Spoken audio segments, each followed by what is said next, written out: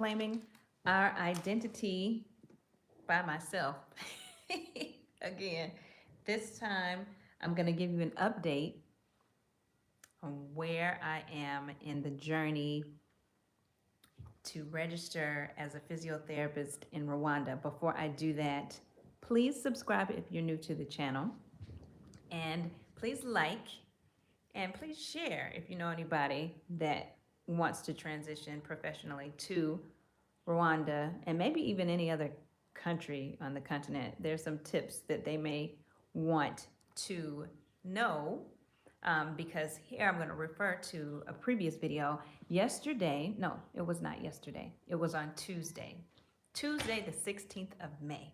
I met with the Director General of HEC, the Higher Education Council, and you can go back and look at that video and see the whole dramatic saga, the entire story from start to that point on Tuesday. Everything that I went through, everyone I spoke to, all the information that and resources that I got online. If you're there, I see there are two people there. Can you thumbs up? Give me a thumbs up if you can hear me really well, because I had to start over because no one could hear me. And I want you all to hear where I am and what's going on in the process. So I see 3 of my people. Hello, welcome to the channel. Please give me a thumbs up. Please like. If you can hear and everything is going well, you can put it in the chat also. Let me know if you can hear me. Please just let me know if you can hear me and everything's okay.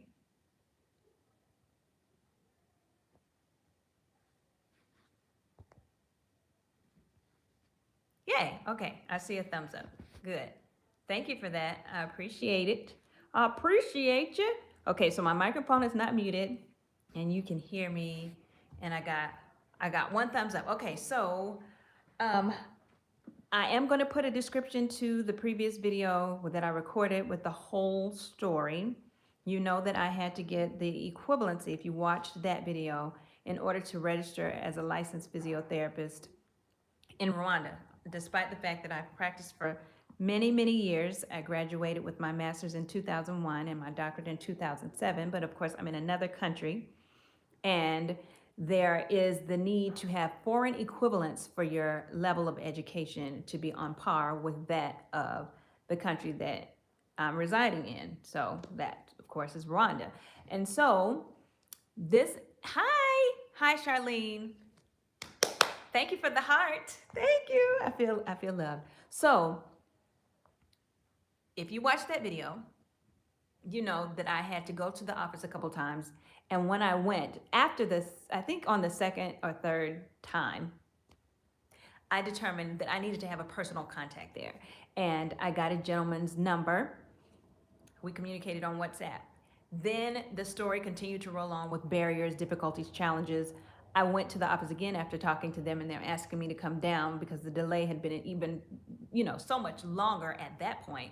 Went down, and when I spoke to a new gentleman, a different one than I had dealt with before, I also asked for his contact information because I was determined to make sure that I follow up on the process. And having an additional resource is never a bad thing. You always want to have as many people as possible. My parents taught me, listen, when you talk to a customer service representative, write down the date, write down the time. If they give you their representative number, write that down and their name so that you have a record. Okay, so I made sure that I asked for the number because, as I mentioned in the previous video, there is no office number, well, as far as them having phones on their desk where you can contact them.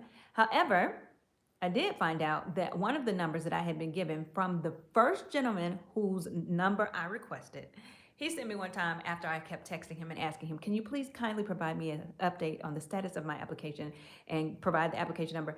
Call this number, is what he said, call this number. And I thought it was a colleague's number that was in the office. I found out last Friday when I gave the new gentleman a number. I said, I've been calling this number. He said, well, that's the support number. So lo and behold, they have one. And I can put that in the description as well if anyone else needs that number, the support number for the Higher Education Council. I failed to mention that in my video yesterday. So that's important. I can give you all the resource if you're in Rwanda and you need that step.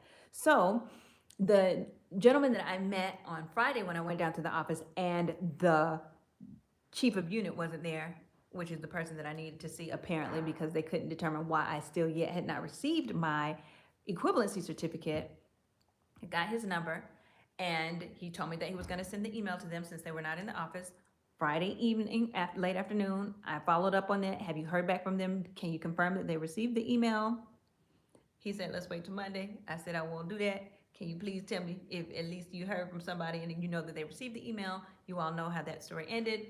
He sent me some copies of communications to the institution that I received my doctorate from, and I was pursuing an equivalence for my master's because that's what I had been requested to do after applying for my doctorate, but it not coming.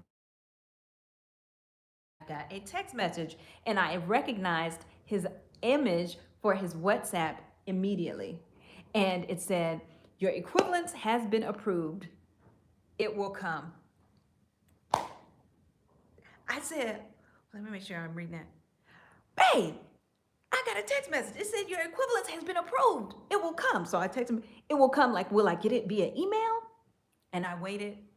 Hello, Austell, Georgia. My sister lives in Austell. I have other family that lives in that area. So you're not far from me, from the south of South, the SWAT, south of Metro Atlanta. Hello. I'm glad you're here. So I got that text message from him, so excited to receive it because finally, I could breathe. The meeting was effective. It was beneficial. And it happened a little sooner than I thought, to be honest. I was prepared to wait, till Friday or Monday to hear something. Although the Directorate General said, we're going to expedite this. We're going to do what we can to speed this up and get this as quickly as possible because you've waited this long. I was like, I'm gonna have to leave the country because I can't work. I can't provide for my family. And I knew that what they needed to do when I left the office was then reach out and communicate with Howard University because I got my master's from Howard. They had reached out to Nova from where I had gotten my doctorate. And the response was that they needed to go onto a clearinghouse to validate in my degree. And, dealing with the digital process and system, they would have needed my student ID number, all those kinds of things. So they were not able to kind of deal with the response they got from Nova. I guess they called Howard and was able to get them more quickly because shortly after the text message from the gentleman, I got a phone call and I had a feeling it was the office. It was the Director General herself calling to notify me that the certification had been completed. It was approved, that I should expect it, and I can come to the office and pick it up because, they like for you to come to the office. So I said, well, I can't transport there right now. Is it possible for you to send that via email? Can I get that so I can see it right now with my own eyeballs, please? Because it's been such a long wait. Can I get it via email? Yes, she said, we can, but we'd like for you to please come down and get the original document, but we can send it through email. Thank you so much. Yes, so happy. So I thanked her. We got off the phone and I waited. I got on the computer to do some other things this morning and I saw a notification. It came through and it says, your equivalence certificate is in the subject line. Kindly find attached a copy of your equivalence certificate issued by HEC. The original document will be collected from the HEC office. Thanks. And it is here, and it's dated May 17th. So they completed it, typed it up, and got it all finished on yesterday because I went to the office on Tuesday the 16th. May 17th is the date of the document. Signed, sealed, and delivered. It's mine.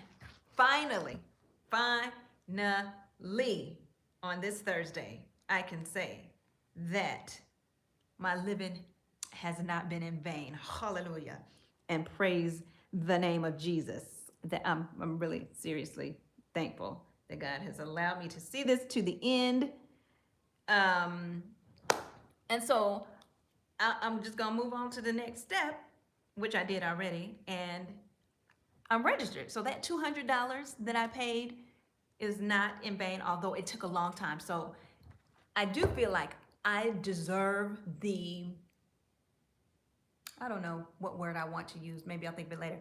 But I think there still needs to be some awareness and attention brought to the fact that the process just took so long and it delayed me in getting employment, and that $200 that was spent way early on um, could have potentially been for naught if I never was able to get the equivalency. If I had not persisted, I wouldn't have gotten it, and therefore would not be able to register, which is what the $200 pays for. So back to the good news, it is finished. The equivalency has been obtained. I immediately sent messages to the friends and the loved ones, let them know that it has been accomplished, it has been achieved. And to the friend that I mentioned on the video that is a pharmacist, did I mention that specifically her? Well, anyway, a pharmacist who had to hire a Rwandan pharmacist because she's not able to practice because she hasn't gotten the equivalency. I sent her the number and the contact information for the Director General and let her know that I got it this quick. Meeting on Tuesday, document on Thursday. Good things can happen. You just have to stay with it. So I want to encourage somebody, don't get discouraged, don't give up. It can take a long time sometimes to get what we are working so hard for, but stay diligent, especially when there are hiccups and challenges in the process that are fixable. Like, and easy fixes too, that are not so hard. Sometimes we have to be the ones to speak up about it. We may have to suffer and deal with the frustration, financial expense, inconvenience, but persevere, because now the head of the office is aware of the challenges and frustrations and hurdles in the process that I am not the only one that has experienced. So hopefully I've been a trailblazer and been able to open the door, or at least make it easier for others who are coming from other countries to obtain the equivalence.